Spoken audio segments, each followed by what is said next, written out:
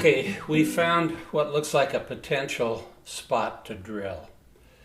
We got the money, we got some promoters who've raised some funds, we got a lease, so we have a legal right to drill in a particular area. Now we're going to do it. But today we're not going to talk about the equipment as much as what do we do, first steps. This is really important.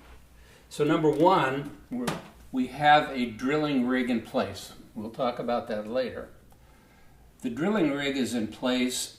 We believe that we've got oil, let's say, at about 12,000 feet. Okay, so the problem here is we know that there's lots of pressure down here.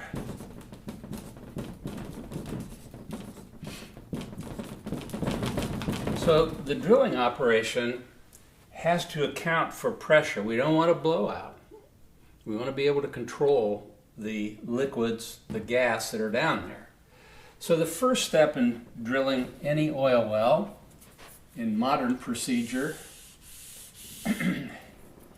is to drill a hole, and it can go down any number of feet, but let's just say it goes down 500 feet. I'm just using that as a for instance. The first hole that's drilled to get down to this 12,000 foot level is rather large. I don't know today how big those holes are. It's called spudding in. They drill down with an enlarging bit. It could be 2 foot in diameter, 3 foot, I don't know. But it's big. When you drill down to 12,000, 15,000 feet, you're probably using drill pipe that's only 4 inches in diameter. So this is really larger. So they drill down, and while they're drilling, they're pumping mud, drilling mud. It's just that. It's water that has all kinds of things in it that make it viscous and dense. That mud is pumped down through the drill stem and up the outside, so they get all the cuttings out of there. Then the next thing they do, after they've drilled down to a certain distance, they put in what they call surface pipe. And this is steel pipe, and it's got quite a diameter on it.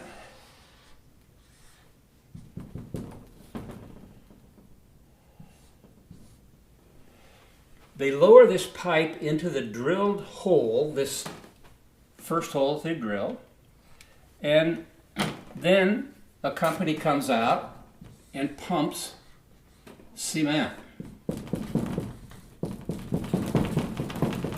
They pump the cement down this piece of surface pipe. It's open at the bottom, so the cement comes out at the bottom and is pushed up along the sides. They just watch when the cement comes to surface, and they don't pump anymore. So now we got this surface pipe cemented in to the adjacent rock structure.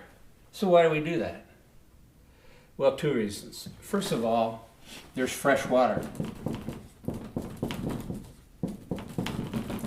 And you want to protect those water supplies. You don't want anything to get into that water. So you set this surface pipe, number one, to protect the fresh water. Standard procedure. The second thing is you got to have some way to anchor blowout preventing equipment. So this pipe actually has a flange on it. And this flange is big and it's very secure. And we're going to mount something that's called a blowout preventer. It's big.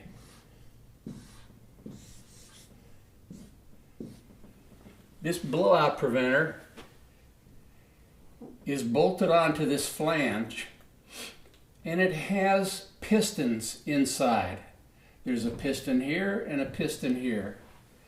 And when the drilling the deep well drilling commences, if they ever hit a zone where there's high pressure, these two pistons that have some sort of flexible material on the head of each one of them are instantaneously closed. They smash against the drill pipe. They're closing the possibility of high pressure liquids or gas coming back out. So in order to have a secure seal, that is that this whole system that they're setting up is sealed off for safety purposes, this surface pipe has to be set. So first it protects fresh water, and then it prevents leaks. Now what if the cement didn't hold? And as we go deeper, some of the gas starts sneaking out alongside. You got a real problem. You got a safety problem that it would be very, very difficult to solve. So the trick is to make sure you got a good seal with your surface pipe with respect to adjacent geological formations, and you got something to mount your blowout preventer on. Okay, this is part 2. We'll jump to part 3, and we'll talk about what is a drilling rig.